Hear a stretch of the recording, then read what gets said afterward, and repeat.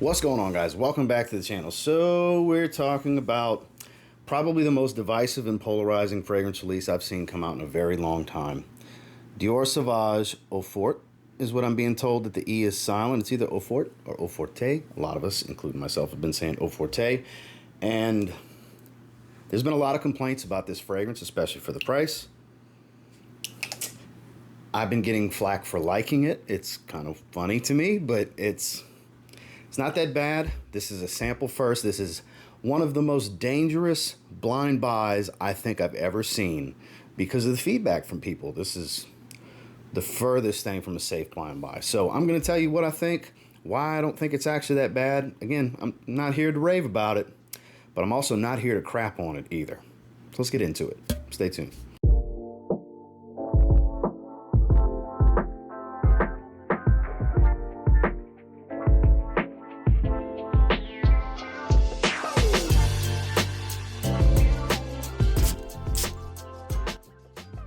So first things first, standard Dior Sauvage bottle. You will see that milky white consistency because it is a water-based parfum concentration.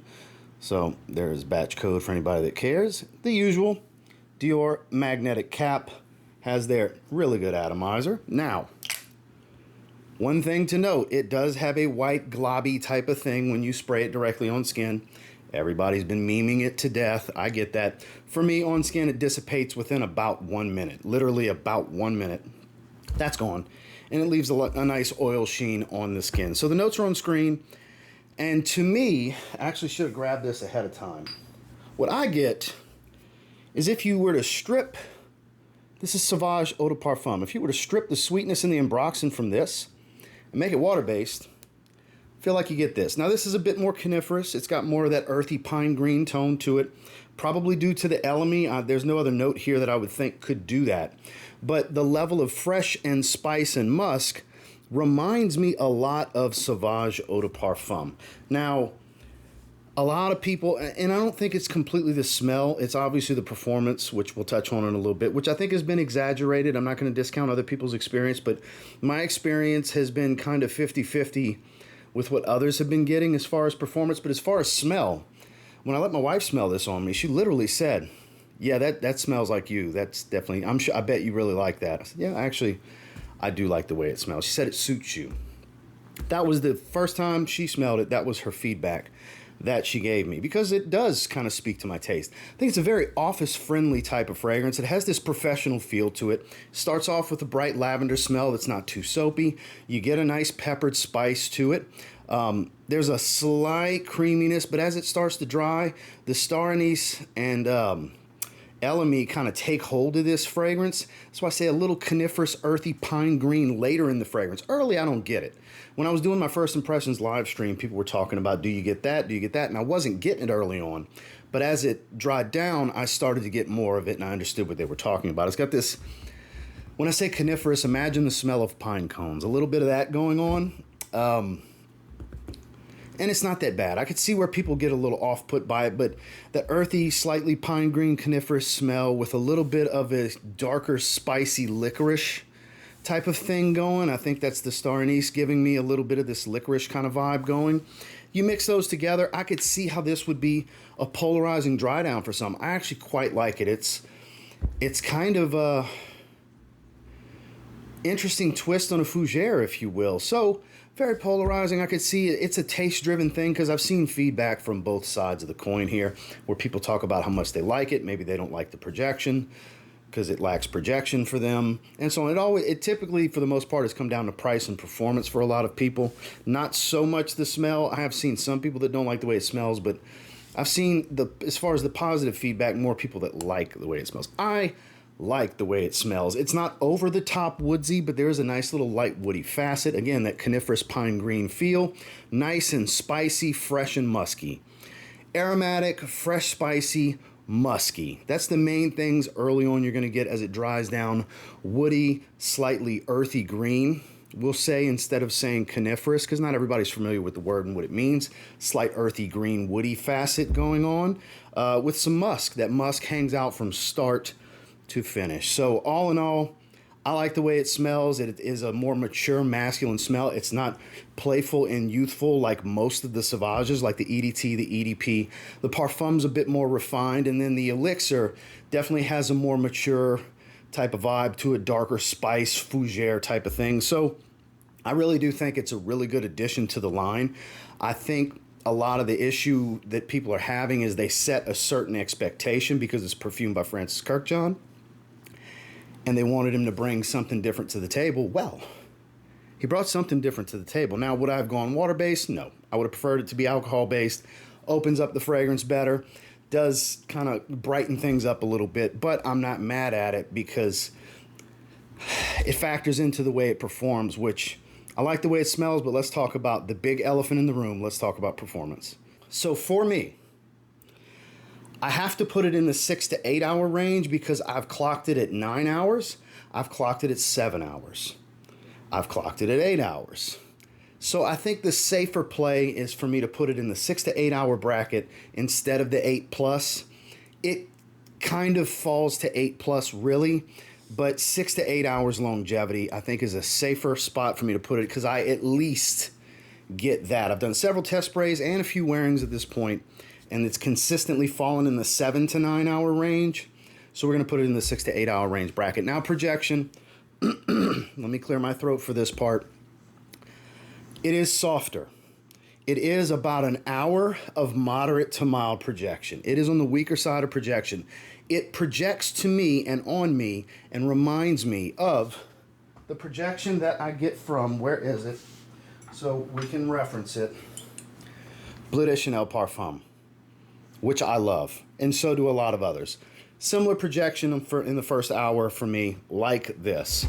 Closer to the skin, more subtle and subdued. Now, here's where it gets interesting for me, because I feel as time goes on, the sillage kind of strengthens a little bit, because I would say it's kind of this kind of bubble going on with projection. Arm's reach at best, not really screaming off the skin. It's not pushing and pumping. It's not a heavy projecting fragrance. The sillage, still not a heavy sillage, not a big scent bubble, not a strong trail. But nice little wafts. I gotta say, once in a while I might get a light waft. Once in a while I might get a little bit more of a potent waft that hits me, and it's like a nice little dose. And I typically spray side, back corners, and directly in the back of the neck. I don't really spray up here too much unless it's something really fresh, because, you know, having it live right under your sinus, you have a better chance of nose fatigue, or at least faster acting nose fatigue. So I try to avoid spraying right here unless I deem it necessary for the setting, the fragrance, the situation. There's other factors involved. With this, the sillage actually falls, believe it or not, almost moderate. I'm not quite going to give it moderate. I'm going to give it moderate to mild, but it does kind of linger at times where I would consider it's not consistently moderate, you know, nice little doses of whiffs. It's kind of here and there. It could be nose fatigue. It could be some olfactive issues going on here where it comes and goes. But I do constantly get reminders of it, whether randomly light or randomly a bit stronger from time to time, through that anywhere from 6 to 9 hours of longevity that I get, really 7 to 9 hours. So this one hurts its score a little bit because it is pretty good longevity. It's, for me, it is. Those that are saying an hour, I'm not saying you only get an hour. I'm saying I don't. I get much more than that. I think maybe it's a little nose fatigue. Maybe it's a little having some fun being excessive. I don't know. I can't speak on other people's experience, just my own. And for me, the longevity is above average for me, but the projection is below average, and the sillage is kind of average with, you know, a little bit of above average once in a while. So across the board, the performance, I would have to call it average. Final thoughts on Sauvage Eau Forte. Eau Forte, Eau Forte, whichever of the two it is. I like it.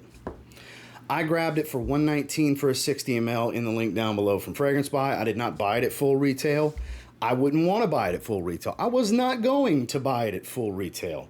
I did buy it blindly when it popped up for that. They had 100 milliliter bottles and 60 milliliter bottles that they stocked, and I was like, oh, I'll take a shot for that. And it's actually $5 cheaper than the 60 ml of Y Elixir. And I was willing to do that. They sold out of the 100 mLs rather quickly. They ended up restocking 60 mLs, so they've been getting a pretty steady flow of the 60 ml. Still, I would not encourage to click that link and buy it unless you've tried it already and you like it and you'd like to buy it at a discount, not at retail. That's who I would recommend clicking the link and buying it. Everybody else, sample this fragrance first. There's a real good possibility you're going to jump into the tribe that's hating all over this, because that tribe's bigger than the tribe that likes it. It's very tribalistic with the way this fragrance is being treated. I've never seen anything like it. It's wild. I think it's because it's Sauvage, because it's Kirkjohn. It's so many big name factors involved. But for me, the performance brings its score down a little bit. The scent for me balances everything out. I think this is a great everyday office wear, professional setting. And for the person that has a personality where they don't want that super loud fragrance, they like the less is more approach with their fragrance. That's who this is going to be for. I think this is very good at 7.5 out of 10. I do like this fragrance. Some will not agree, but this is how I feel. This is my assessment from my experience. I'll continue to wear it. I've tested it several times this week. I've done 2 full wearings this week. Probably within the next week, I'm going to wear it again. I quite like it. I very much like the way it smells. It's fresh, spicy, clean, musky, masculine, lacks the heavy synthetic tone of the Ambroxan. So if I want the Ambroxan, I'll go with this. You know, this is kind of an evolution of this, is really how I view it. I've seen some say it's like watered down elixir, and I think it's because of the spicy tones. I think it's more like stripping the sweetness and the Ambroxan out of this one personally, but I also get that tie-in as well as kind of a stripped down version of the elixir also. So for me, 7.5 out of 10. Well, that's my thoughts and feelings on Sauvage Eau Forte, Eau Forte, however you say it. Thank you guys for checking out the video. Make sure to like and subscribe, turn on all notifications so you can check out these videos in the future. And I'll catch you guys on the next one. Sample first.